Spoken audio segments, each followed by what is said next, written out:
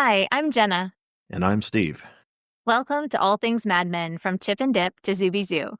We started this podcast to connect to Mad Men fans like us who pick up something new with every rewatch.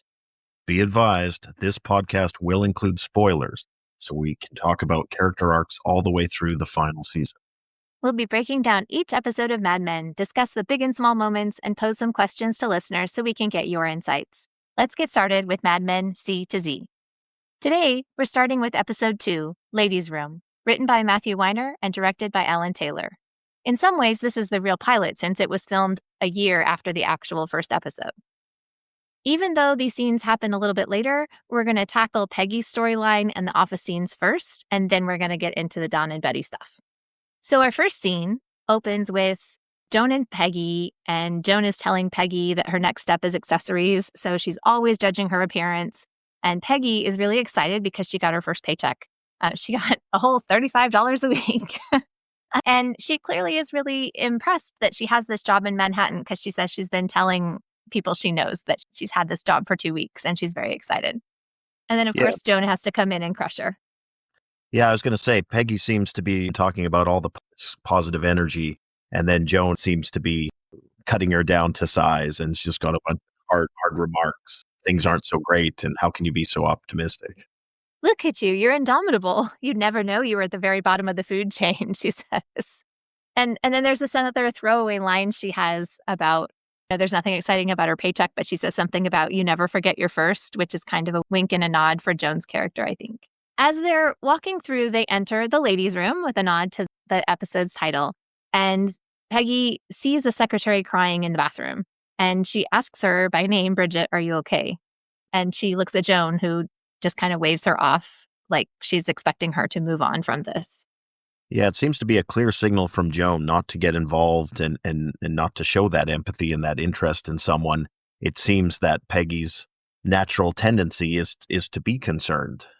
And later in the episode, of course, this is going to figure more prominently. Yeah, absolutely. And it seems to fit in with this pattern we're seeing, Joan through Peggy's eyes, showing Peggy the ropes in these early episodes. Yes, we don't really see a lot of Joan's storyline yet. We only see her in relation to Peggy. She does seem like somebody who might be trying to help, but she also feels adversarial because she keeps saying all these critical personal things to her. Yeah, it feels like there's an edge there with Joan. So like you say, there's a lot of helpful advice and sound guidance, but it also seems to be fraught with a bit of an edge and sort of a gatekeeping role by Joan of trying to keep Peggy in her place and steer her to reach the conclusions and behave the way that Joan wants her to behave in the office. And it transitions to another office scene where we've got the guys. So here it's Paul, Don, Ken, Sal, and Dale, and they're taking a Gillette deodorant out of the box, and Ken is giving the research.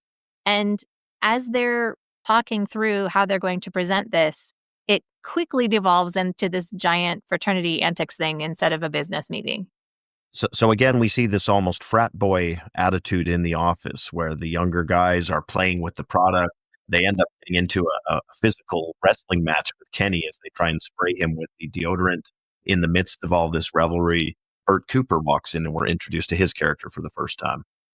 Yes, Robert Morris as Bert Cooper. He had a career spanning from the 1950s. He passed away in 2022. He was known for lots of Broadway roles, How to Succeed in Business Without Really Trying. He was Truman Capote on American Playhouse. He's known from That's Life, City of Angels, and lots of stuff. So quite a legend to be walking on stage. Well, first of all, I hate the writing in the fraternity scene because it's so gross and so horrible to see them, the lines that they're saying, let's pretend like it's prom night and you can be the girl, and they're attacking him and taking the shirt off, and it's really ugly. And then when Bert comes in and sees the whole thing, and he's not excited about it, but he also doesn't fix it. But Ken is clearly so embarrassed and so upset to be caught in this light. Yeah, it really seems like it's another scene establishing the hierarchy of the office. And although Dawn almost instigated the attack on Kenny with, hey, we need to try this product out and see how it works, with the presence of Cooper, it's clear that a more senior presence has arrived.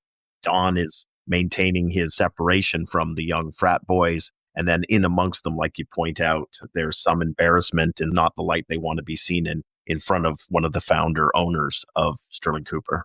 In the DVD commentary, Rosemary DeWitt, who plays Midge, she says that on set, those office guys were given a lot of freedom and they were really encouraged to have a lot of camaraderie so that these scenes would appear more natural. And it really does. They clearly have a lot of chemistry and joke around together. And this scene with Cooper walking in results in Cooper pulling Dawn out, and then they have another conversation about the Nixon campaign and whether Sterling Cooper might be able to contribute to that. And it's basically a case of where Cooper and Roger are both trying to ensure that Dawn is in alignment with this play for Nixon.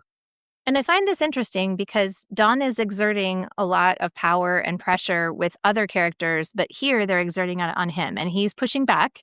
And their argument is his current campaign isn't working for him. And Dawn says, well, it is, because he gives examples of what's going great. So you can tell that Dawn is analytical. He is looking at the strengths of a rival company and saying, why would we want to do this? And we also see him talking about how he doesn't vote. And you get more hints at who he is and how he doesn't want to be revealed as anything too easy to define, I think. Yeah, I think his bosses have a concern that perhaps his politics don't align with Nixon, and that's the reason that he's not especially interested in supporting this effort. Dawn makes clear he's apolitical, he doesn't vote. He doesn't seem to be interested in the potential benefits of having a political connection and expanding out into that area. So while they're having this conversation, when they were opening the can of Gillette, the first thing that Sal says is he reads the label and he says something about, oh, it's flammable. Oh, that sounds dangerous. And then he sprays it immediately. So now, and they've already been messing around. And in the background, you can see this fireball through the frosted glass in the other room. So clearly they're not done messing around with the product. And Don is being bullied into working on this account that he doesn't seem to have a lot of interest in. He tries to salvage his dignity. And he says, it'll be my pleasure. And Bert's answer is goody, as if he ever had a choice. So it's very clear that he knows who's in charge. I've always appreciated Cooper's presence as almost the voice of reason and that sort of senior leadership that keeps its eye on the strategic prize and focus on what they should be doing. So to me, this is a case of that where clearly Roger and Cooper have both decided that they want to pursue this Nixon campaign. I think the fact that Don needs to bend the knee here and yield to their wishes reinforces this sense of hierarchy we had in the first episode between Don and Roger, that although Don is a creative genius and a strong force within the firm, he's not an equal with the other two men. The other piece that sticks out for me is, again, this lack of political beliefs or any sort of interest in politics is another sort of screen or blocker to knowing who Don is inside his head. Yes, and I think we'll definitely get even more into that as we get into the Betty and Midge storylines here in this episode. So as Bert and Roger leave, and Paul asks if Don is still on for lunch, and he isn't. And we learn soon that he's going to go off with his mistress. But since Paul can't get a date there, then he stops by Peggy and he says, oh, don't tell me that's lunch, and kind of hints around. And she puts him off a little bit. And Joan sees it and she clearly approves. And in the first episode, Joan told us that Paul was a past mistake she had made. So she likes that Peggy has said no and turned him away and approaches her about lunch herself. And she sees that Peggy is making only $35 a week. And she says, that sandwich is making me sad. Come on. And then she pulls kind of a genius move. She knows exactly how to wrangle an invitation for lunch. So she goes to the break room with a conversation about shopping. And there they find the guys who are talking about a postcard. I do like the way Joan blazes the trail in that soft feminine power of, we can get them to buy our lunch. And they may be a little cringe and they may be a little frat boy with their antics, but we can use that to our advantage here. And I feel Joan is modeling that for Peggy, and they get their free lunch out of it. She knows exactly how to work it. And at the same time, she knows exactly what it's going to cost. And there are no surprises. So just as they are in the break room and they've gotten this postcard from Pete, who's on his honeymoon in Niagara Falls, and they're being gross and leering. And Ken at least has nice manners and says, could we take you to lunch? But Harry's like, I'm married. And very pointedly. And then the conversation at lunch is all about, is Peggy single? And do you want to go out? And who are you going to go out with? And so the cost of that lunch is a bunch of uncomfortable conversation. Yes, and it feels like the cost of that lunch is very on brand for what we've seen in The Office to this point. I would also say we don't have Pete in this episode at all, but just via this awful postcard with this very cringy message, if I get to hate on Pete a bit more, because who would send that sort of postcard to the office from his honeymoon? And it just really seems to reflect smallness and lack of maturity in Pete's soul. Yes. Even though we don't see him on screen, we can still feel the ew of what's going on with Pete. So the lunch conversation, it's a little bit interesting as you watch Christina Hendricks' face as Joan too, because it's typical. She expects it, but also there are moments where she feels their behavior's typical, so it's kind of dull. But she also is kind of over it in terms of how much attention Peggy is getting. So she shuts that down a little bit as they're bantering back and forth. And Peggy does not know how to banter, and she is kind of out of her depth here. She denies that she's blushing, and still she's really trying to navigate this world and be polite, but at the same time, she's not interested in what they're selling. Yes, and there is that fairly heavy-handed scene where Peggy's looking around the office, and it's just, I think it's shot silently, and there's just scene after scene of the men of the office making eyes to her, checking what she's doing, looking at her, etc. Yes, I do really want to talk about that piece where she's trying to figure out who she wants to be, and the men and the women are trying to tell her what that is. But she does have her own sense, and we're going to see that in a couple of scenes coming up here. And so she's more interesting than if she were simply following everything blindly. And one clue we have at that is where they get up to leave the lunch, and Ken takes her around the waist and says, "Let's go to the zoo and see the animals." And she looks at him directly. And she says no, and she looks him in the eyes, and she's not afraid, and she's not backing down, and she's very clear and direct, which is interesting, especially when we compare that to how Betty interacts with Don, her own husband, later in the episode. Yeah, there is a feeling that Peggy is starting to find her legs a little bit and maybe starting to realize that she has some power in these relationships and the ability to pick and choose and to set limits for some of these guys. She was much more passive in the first episode, but now I get the sense she's starting to come into her own here a little bit. Yeah, so another example of this, let's go ahead and get into the Paul and Peggy thing. So he did not go to lunch with them. Then they have this tour of the office. Okay, so this is Michael Gladys as Paul Kinsey, and he looks like a young Orson Welles. So if you Google him, and of course Orson Welles is known for Citizen Kane, but before that he did radio narrations of War of the Worlds in 1984. So it's kind of a wink to the audience that this guy who looks so much like a young Orson Welles is a science fiction fan as he's doing the tour. But I do find the whole tour concept a little bit self-indulgent of the show. It's a little too obviously for the audience's benefit instead of for the characters, but we do get these little seeds of each of them, which is kind of fun to see developing too. Yeah, a little exposition, I think, is appropriate at this stage of the series. It's also the moment where Paul mentions that there are female copywriters. And it's really the first time we have any mention of women as something other than just objects of desire at the bottom of the food chain, as Joan described it. And it almost feels like Paul points to a door that perhaps isn't open to Peggy, but Peggy definitely shows interest. And she asks Paul if the women are any good as copywriters. Oh, I'm so glad you brought that up. I had that in my notes too. So Joan only sees one path for Peggy, just like Don isn't looking at her to have a path at all. And here's one person, even though he's condescending, certainly, but she hasn't made any noise about ever wanting to be a copywriter or being interested in writing or anything. She just makes a quick observation that he disagrees with about who's in charge of the copywriters. And he offers that to her. And her answer is so revealing. The fact that he says there are women copywriters and she says good ones. So she's a lot more interesting than her wide eyes might lead you to believe there. And I love that I don't know what his motivation is for tossing that out to her or what he sees in her, but it's interesting how that happens in our lives, right? That these chance suggestions can take us on paths. Yeah, it felt really real to me because, like you mentioned, we all have those moments in life where just by chance, coincidence, or some small quirk of fate, something lodges in our head and it plants a seed that then grows into some larger ambition or plan or movement.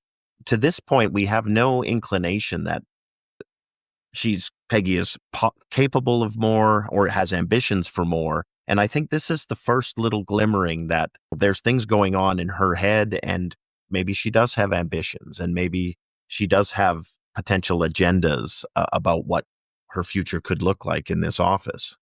So there's this really cute moment where Paul does this impression of Rod Serling, and we have a reference to the Twilight Zone, and and Peggy says, "Oh, I don't watch it. I don't like science fiction." And he says, "I'm going to pretend you didn't say that." And he's horrified, which is kind of a fun little pop culture time reference. And they kind of have a back and forth where they're not equals, but you sort of wonder, where is this headed? Because after the other men were so leering and not really interested in her as a person, it feels like a genuine conversation, or at least closer. But then, of course, another encounter when she knocks on the door because he had said you could look at these files. He invites her in, and then there it is, right? Yeah. Yeah, he makes his cringy move. He kisses her. Peggy resists it. He assumes there's somebody else, and then she, says a white lie to say, yes, there is, to get out of that situation with Paul. So if you were thinking Paul was something other than the other men in the office, viewing Peggy as an object, after this scene, you sort of put Paul back in that category with the rest of them. I felt it was interesting from Peggy's standpoint that she's starting to learn the ways to manage them. She's starting to realize that she has a voice here and that she can exercise it in clear ways that can serve her interests. And he instantly assumes, he says, "I don't even like to sit in Dawn's chair." So he instantly assumes that's who she's with. And I wonder, I did actually think it was a white lie at first too, but I wonder if she's referring to Pete, because that postcard that they were talking about later mysteriously ends up in her desk drawer. So clearly he means something to her.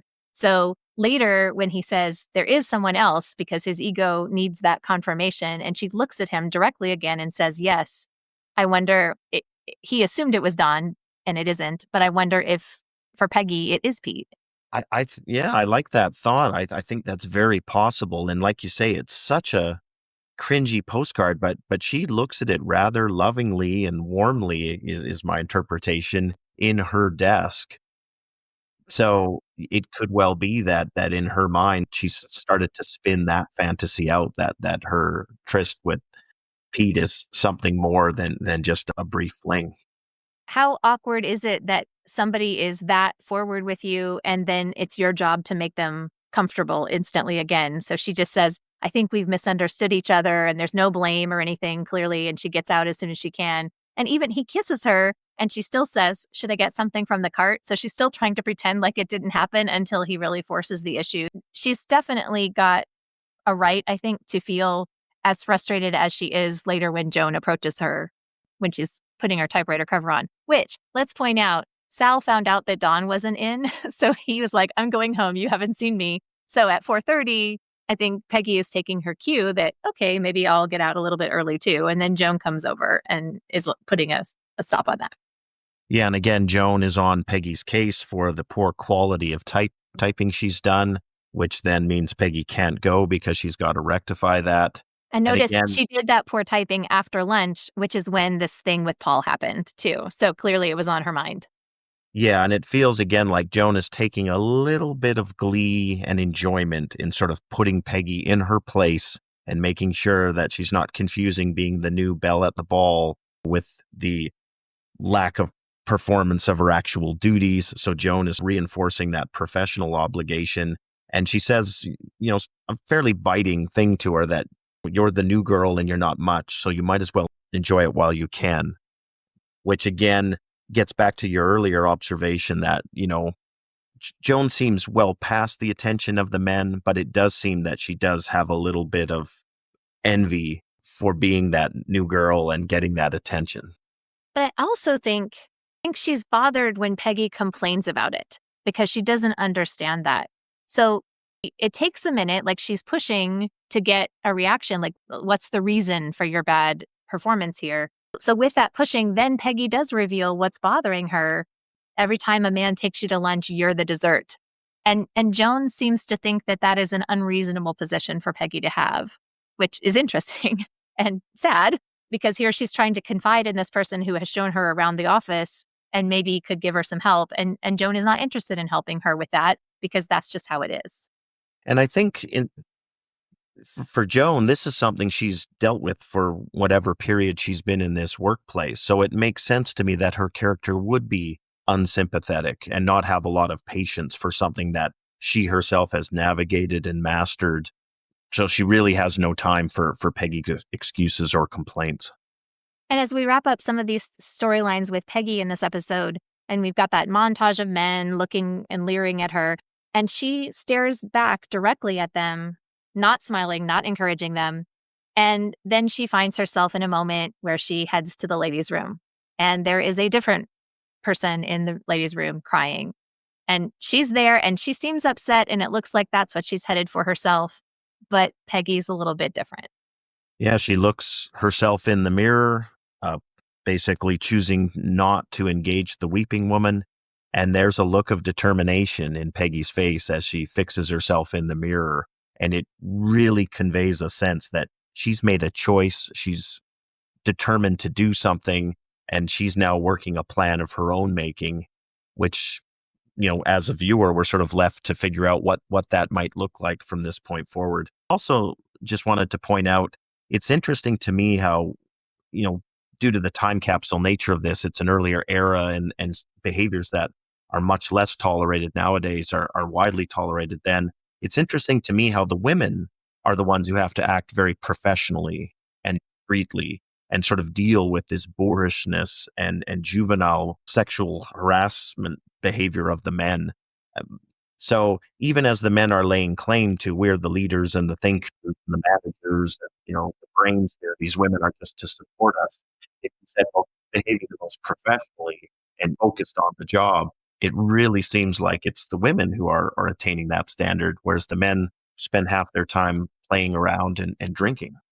And I was going to add that if she had cried in the bathroom, nobody could blame her because it's an awful barrage of treatment that she's been dealt from all these men, or even especially from Joan, maybe.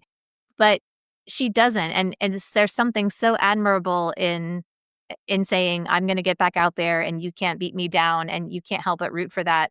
Even though at the same time you feel like she's lost something. Paul says something about her being so wide-eyed because she doesn't go over to the woman who's crying. She doesn't put energy into that care anymore. So you get the sense that she's moving and growing towards something, but she's giving up some things in order to achieve her new persona. Yeah, I think it's an interesting arc of Peggy's character just across these first two episodes, where she walks in as the wide-eyed waif. And at the end of the second episode, it feels like she's sort of come through a trial by fire in a way, reached some conclusions and made some decisions about how she's going to survive and function here.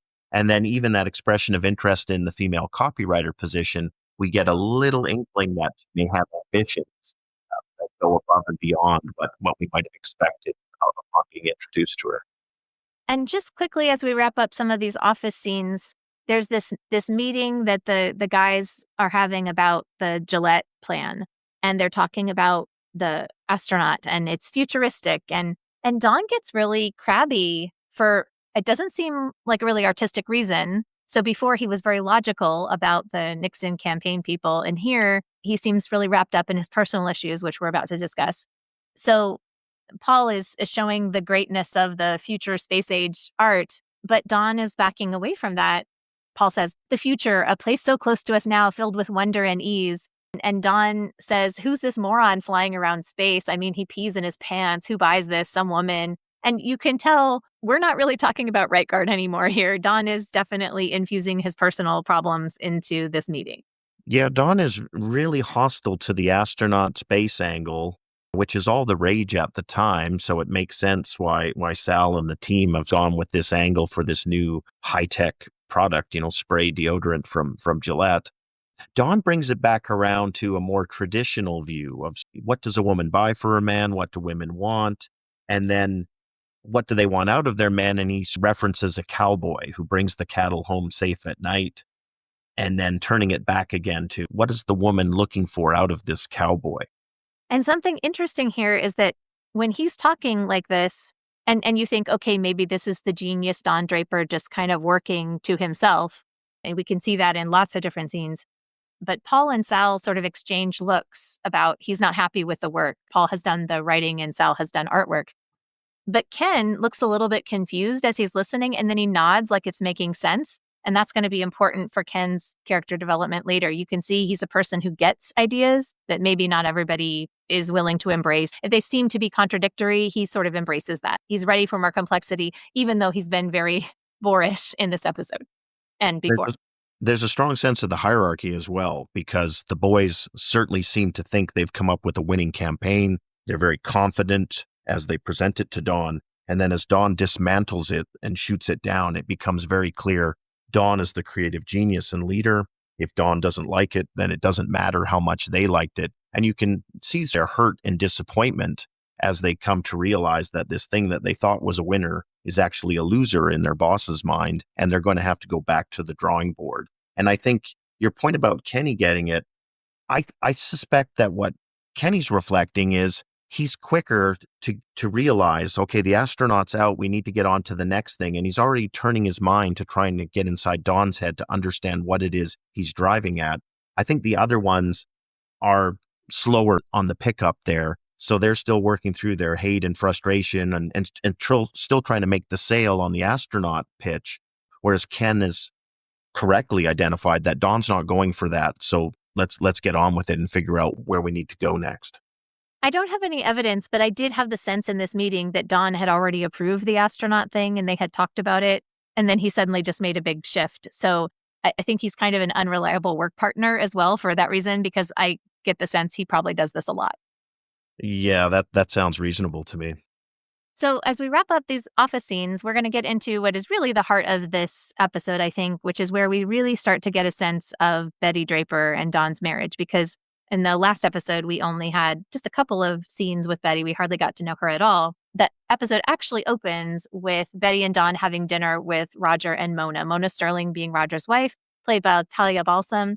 And you will recognize her from a lot of work on television, including all the way back to Dallas Taxi and Hill Street Blues, as well as shows like Divorce and Homeland.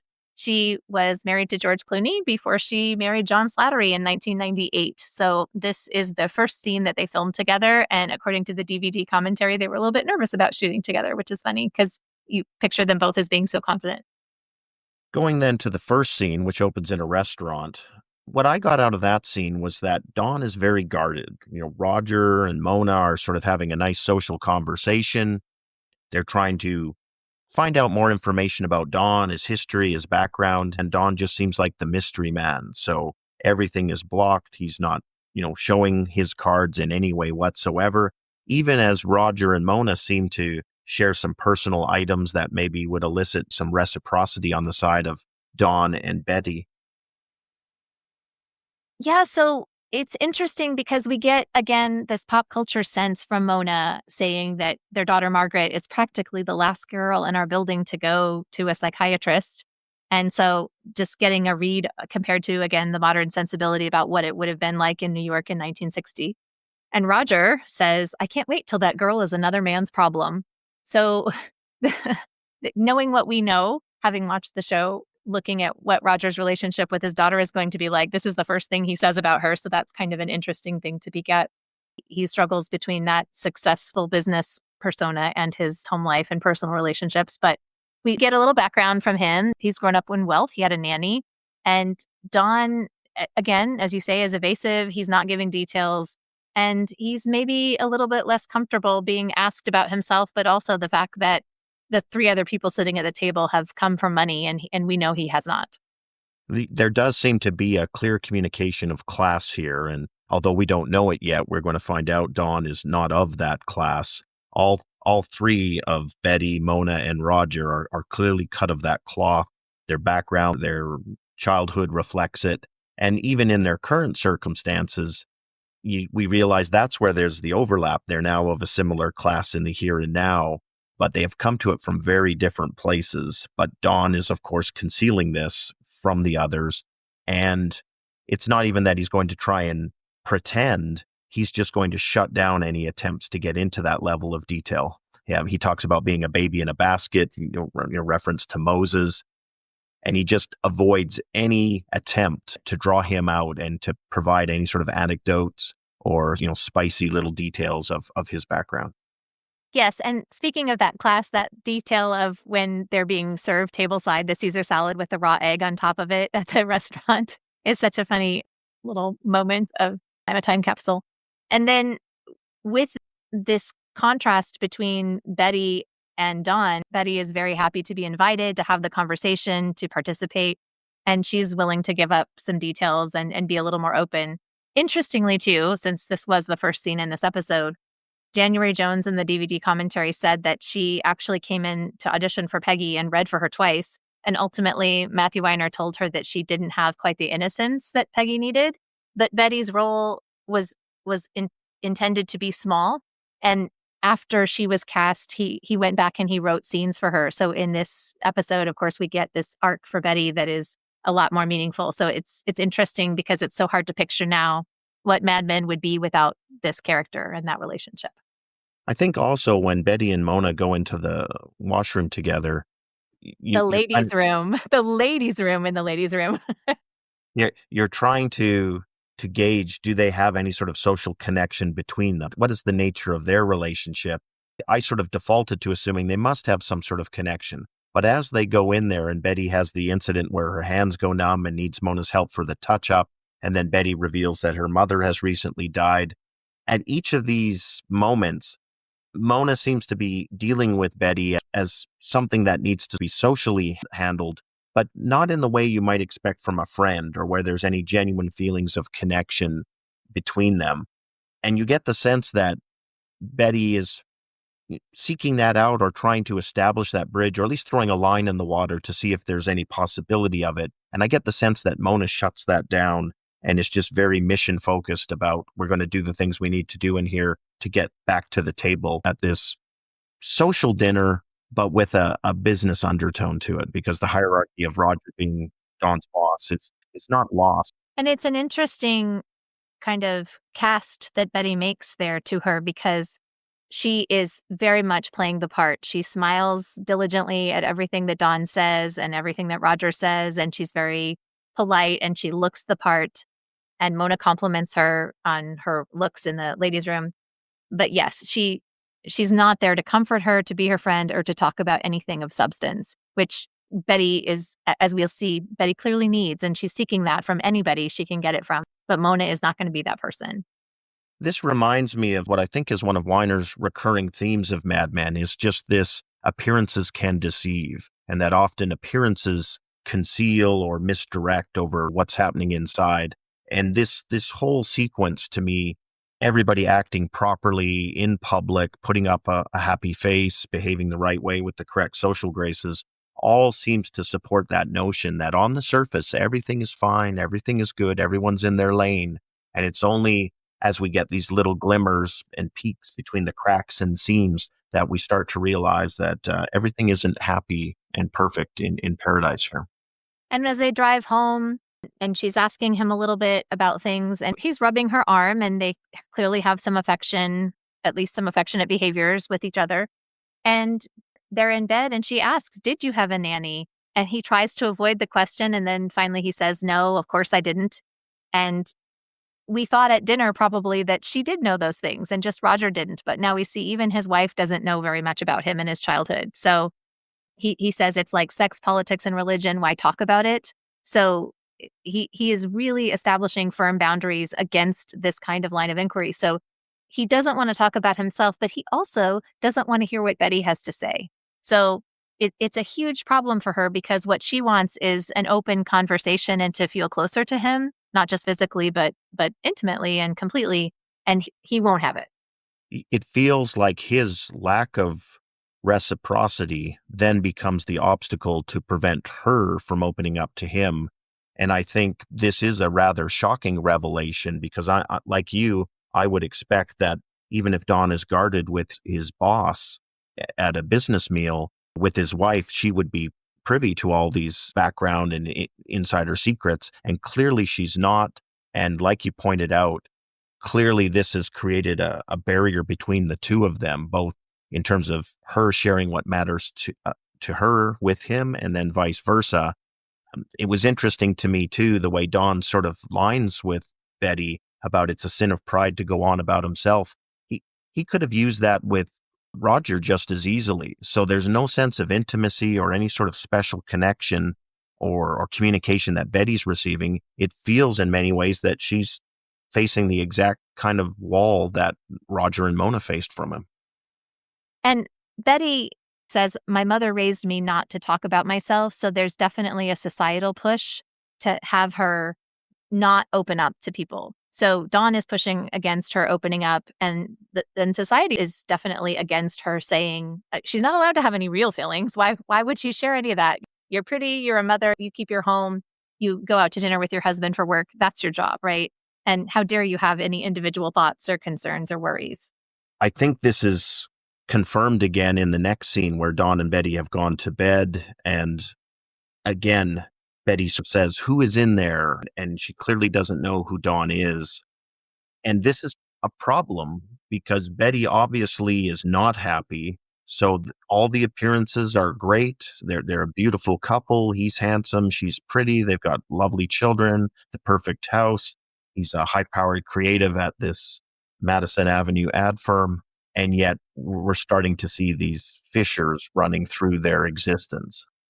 So it's hard for us to believe that Betty wouldn't have friends because we know that that would be a skill she would develop. And we do get to meet her neighbor, Francine. And Francine is played by Ann Dudek, and you might recognize her from White Chicks and The Human Stain, Corporate, and Big Love, Covert Affairs, The Mindy Project, 6 Feet Under, Desperate Housewives, and a whole bunch of other things. She's a really great comedic actress, I think. So she comes in and she's gossiping, clearly very catty. So this is a very comfortable relationship, you can see.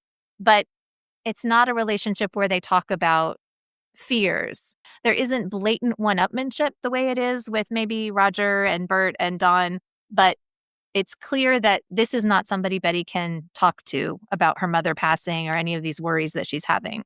So instead, they're gossiping about the new divorcee who's coming to the neighborhood, and her name is Helen Bishop. And it almost seems they're projecting their own fears onto Helen Bishop in that Absolutely. she's divorced.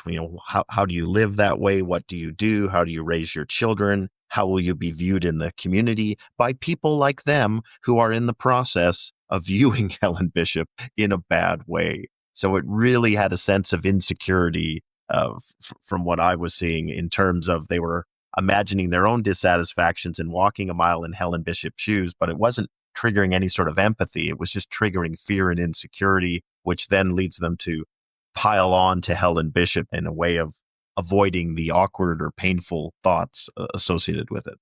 And that brings us to our double dip question for our listeners. Please make sure that you write in to us on madmenc2z.com with your thoughts about this question. What is it that Betty feels for Helen Bishop? And that will definitely come up over the next couple of episodes too. But there's certainly fear, and they're certainly threatened by this position and even the chance that this could happen to them. But there's also a lot of curiosity and possibly even envy at some point about Helen Bishop and her lifestyle and how different it is from theirs. Because after all, she does have some freedom. She doesn't have somebody telling her what to think or what to do. But you also see her later as they're driving by and, poor Helen Bishop, she has to move a whole box all by herself. Clearly, Betty feels pity for her and worry should that happen to her. But I think there's also a complicated mix of feelings vis-a-vis this person. And if this happened to her or somebody in their neighborhood, could this be possible for Betty? And would that be a terrible thing as she's reflexively thinking? Or might that be a viable path after all? I like your observation that you get a sense that there is both curiosity and envy as Betty thinks about Helen Bishop's situation. I got that vibe as well at multiple points as the series goes. And as you start to learn about, the sources of Betty's unhappiness and her situation, it starts to make a lot more sense that we get the first glimmers here that Helen is more important in Betty's thinking and view of the world than we might realize at this early stage. One reason is just because as Francine is gossiping and saying that, their friend says that having her in the neighborhood might lower the real estate values. And Betty defends her a little bit. Oh, one divorcee is going to lower real estate values. So she does seem to have even just a minor pushback there already. And then I think in the next couple episodes, I see that as well. So I'm curious to know how other people read that, though, because Betty's complicated, right? From one moment to the next. So then we get this little scene. It shouldn't be humorous, but it is. So they're playing Spaceman, and you see Sally coming in wearing a plastic bag all over her face. And Betty scolds her, and you're just like, okay, this is really dangerous. Nobody's going to be doing this. And instead, she says, if that dry cleaning is on the floor of my closet, you're going to be sorry. There's no worried about suffocation at all. This is only look after the clothes, please. Again, it's image. Dry cleaning is expensive, so you really don't want to damage the clothes. Priorities. So we move from this scene to Betty having a car accident, and it's precipitated by seeing Helen Bishop and this whole thing about the hands again. And the kids are fine, and the car, it's not a big deal. But now she can't ignore whatever this is going on with her. She can't just keep repressing it. It's bubbling up, it's showing up, and she can't pretend like nothing happened. Yeah, and this forces the conversation with Dawn, and they talk about how she's previously seen a doctor and he couldn't find anything wrong. Dawn says that the doctor must not be very good. They'll just see a different doctor. Betty circles back around to the possibility of seeing a psychiatrist, which Dawn has been dismissive of and was dismissive of when Mona mentioned it with regard to Roger's daughter. It seems clear to me that Betty is interested in this and feels that she needs some professional help here to see what's going on. And I wondered where Dawn's hostility came to the psychiatrist. And my theory is it comes from, again, this cosmetic, perfect appearances place that you wouldn't want others to know someone in your family was seeing a psychiatrist. Healthy people don't see them. Just all those prejudices and conceits of the time against psychiatry. And many of which still linger today in our time, but have diminished a lot. And there's a lot more acceptance of it. Going back to this time and place, it almost feels like Mona betrayed a trust when she mentioned that their daughter had seen a psychiatrist. And Roger sort of gives an indication that he's not pleased necessarily that that's being shared at this dinner party. In a scene a little bit later from this, Dawn references it and Roger says, I'm sure I don't know what you mean, or something like that. So it's not quite comfortable to be talked about openly.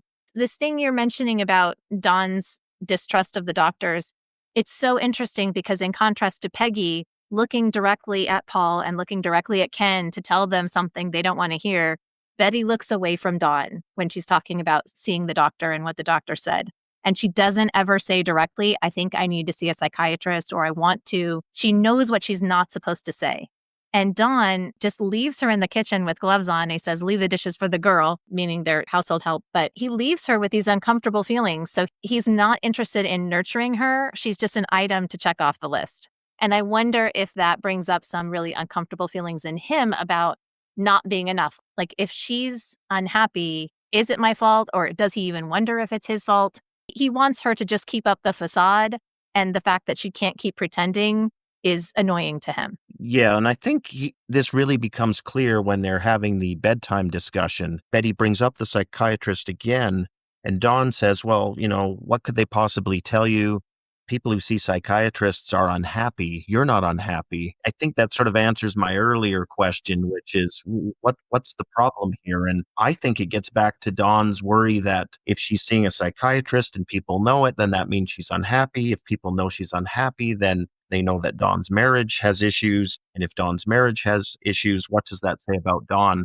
So I think it's a generous thought that he wants to make her happy and he's worried that he's not succeeding in that. I wonder how much of it is that caring and concern for Betty as a person and as his partner, and how much of it is for Betty's place and role in this construction he's made of his life and how he lives and interacts with the people in it.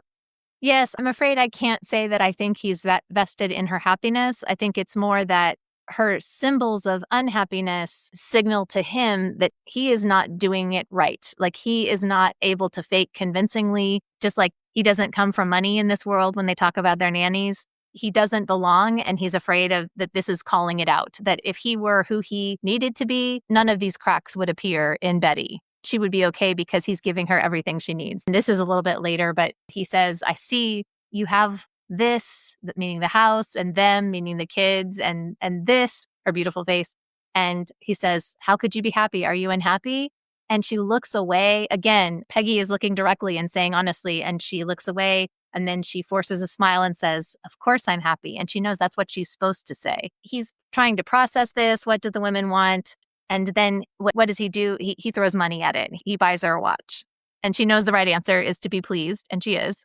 But immediately it's clear it hasn't fixed it because she starts talking about Sally could have a scar and so forth. So there's no hiding it now. And he's irritated because I think he wants to go back to pretending. And I think he also maybe has some fear about what this means in terms of where he's come from and who he can be.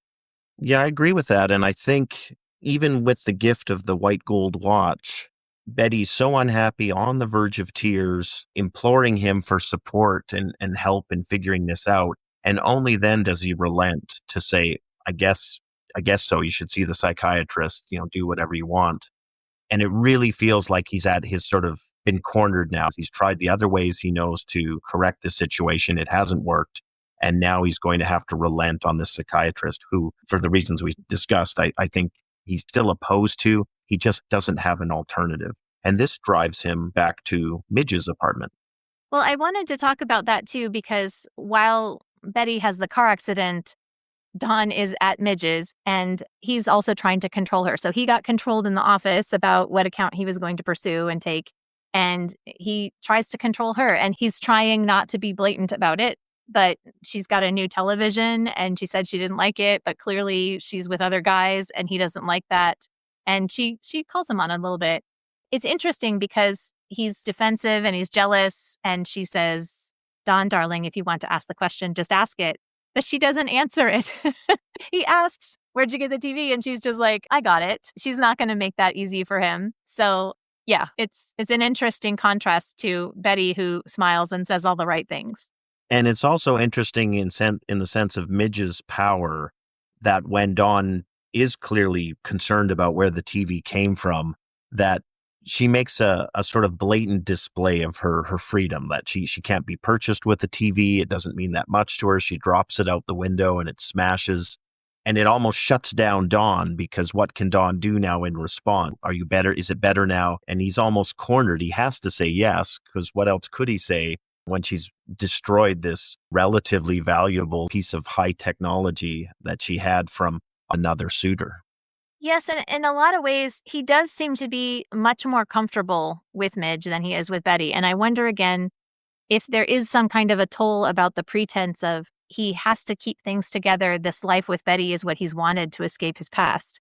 But he then runs to Midge, right? So what is he getting from that relationship that's different? Is he just, it's the 60s and he can? Or, is there something wrong? And clearly there are some things wrong between them. But he seems genuinely attracted to Betty and they have some genuine affectionate moments. And he's doing the push-ups and faking the number of counts. He did 100 instead of 10 in front of her when she comes in the room. So her opinion matters to him. And he does seem to care about her, but not enough to actually have a conversation with her.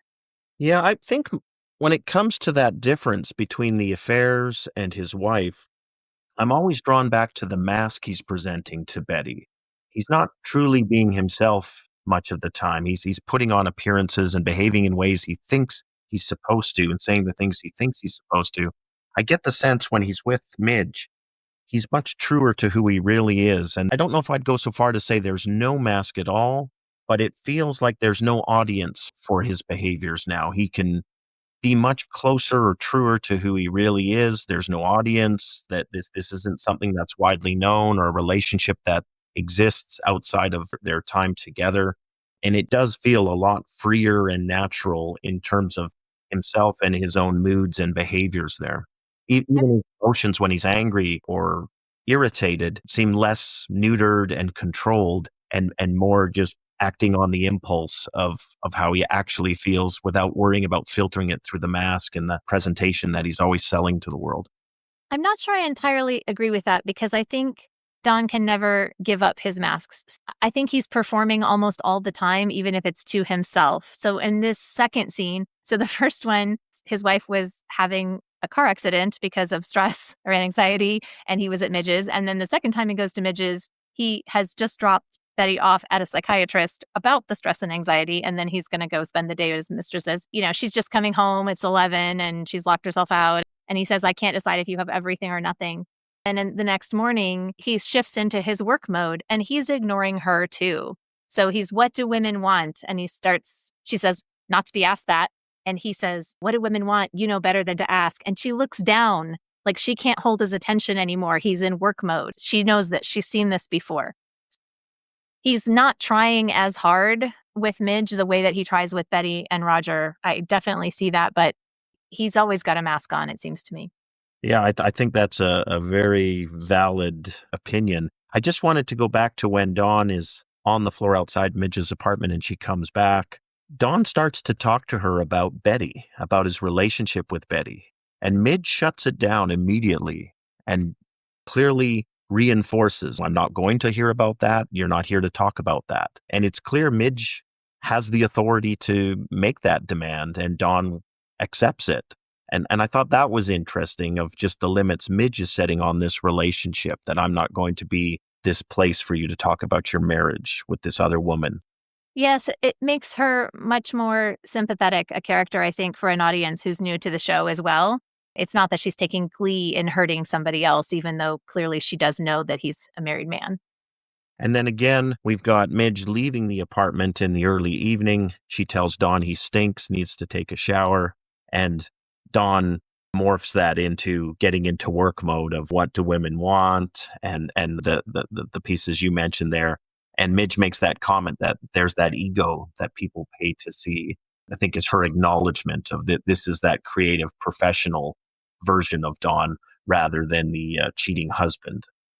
And going back just a minute to this conversation that Roger and Dawn had about psychiatry. So Roger gets a lot of really great one-liners, even if they're not actually great as a human being. One of them that he says is, psychiatry is just this year's candy pink stove. They want everything, especially if the other girls have it. So it's just more happiness, which might be a nod to Dawn's pitch in the last episode. What is happiness? So even though this line, the candy pink stove, is dismissive to women and to psychiatry, it captures something. He says, I think it behooves any man to toss all female troubles into the hands of a stranger. And that kind of gives Dawn permission to seek out a psychiatrist for Betty. So in our segment, Sterling Lines, you can visit our website to vote for your favorite lines in each episode. And often they're going to come from that Roger Sterling, probably, but from www.madmenctozee.com. Put in your vote and we'll hear what you have to say. I think, again, this scene also reinforces the low opinion they have of women. They view them as objects. They view them as things to decode and understand so they can then be manipulated and controlled. And there really doesn't seem to be any appreciation or fundamental respect for women as equal human beings who have their own motives, desires, fears, etc. It's always from the perspective of the controlling position or the demands those preferences and needs of the women are going to have on these men, and what they can do to manage that or limit the inconvenience and the rest of it. It's not a great look for Roger or Dawn in this scene. While Dawn is visiting Midge for the second time this episode, we see Betty at the psychiatrist. And it's, speaking of being dismissive, he doesn't say anything to her. She clearly has a lot of things that she wants to say. And just as she reached out to Dawn and she was trying to reach out to Mona, he is not offering any expression of comfort. So she mentions her mother. She mentions feeling anxious. She has a lot of feelings, and he sits there and he writes on his pad and doesn't say anything. Yes, I found it to be a very lonely scene in that you feel Betty's been let down by her family members. She's been let down by her friends. And now she's seeing a psychiatrist which is ostensibly to help her. But this scene, you're just really struck by the loneliness of as she monologues to this silent psychiatrist that she barely knows. And again, you don't see how this is going to do anything to help her or to bridge these feelings for her. And that brings us to this episode's truth call out, where we often have on a show about advertising a moment where a character says, I don't think that's true, or that's true. And in this case, we get it in this scene with Betty and Dr. Wayne. She introduces this topic about her hands, And that's uncomfortable. And her mother is uncomfortable. So she kind of moves from topic to topic.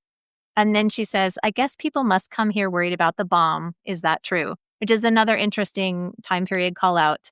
And she says, it's a common nightmare. I read it in a magazine. And then she goes back to talking about her mother and she takes off the watch, the new watch that Dawn just gave her that was supposed to be the cure for her unhappiness. So that definitely amplifies or echoes that loneliness idea.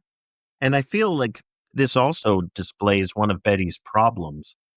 I think she always has a mask and she's always trying to say what she thinks she's supposed to say or what people want her to say.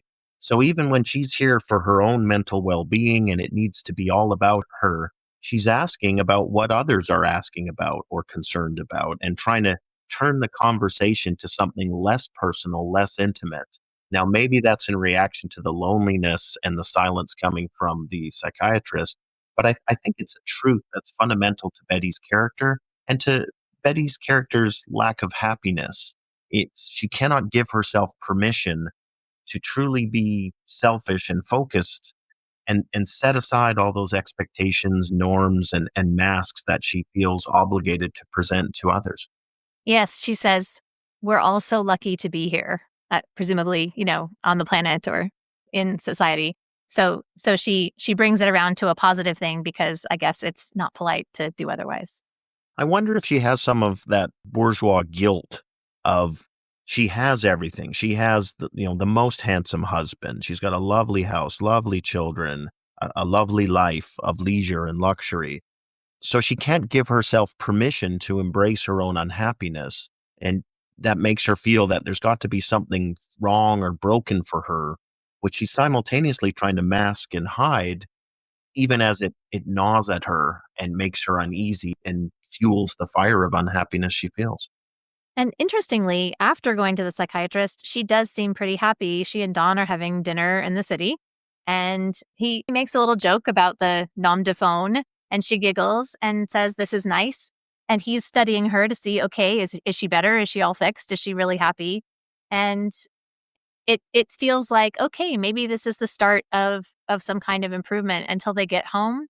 And Betty goes upstairs, and Don says, "I'll be right up." And he makes a call.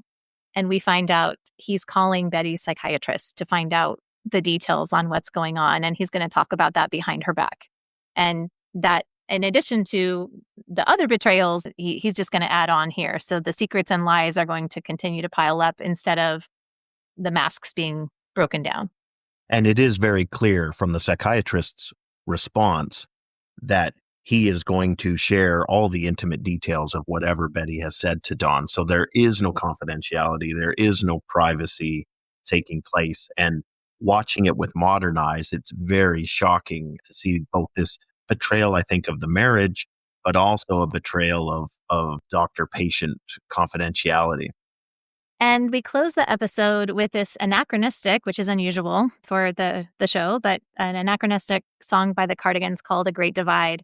And this part of the song isn't actually shown in the credits, but the lyrics, there's a mountain higher than we knew. It's high, but such a bitter view, a great divide between us now on different sides of a great divide. And so there we leave Betty and Don, and it's only episode 2. So how can we hope for them, or do we hope for them? Do you feel like you want them to work it out? Is that kind of our nature to want them to stay together?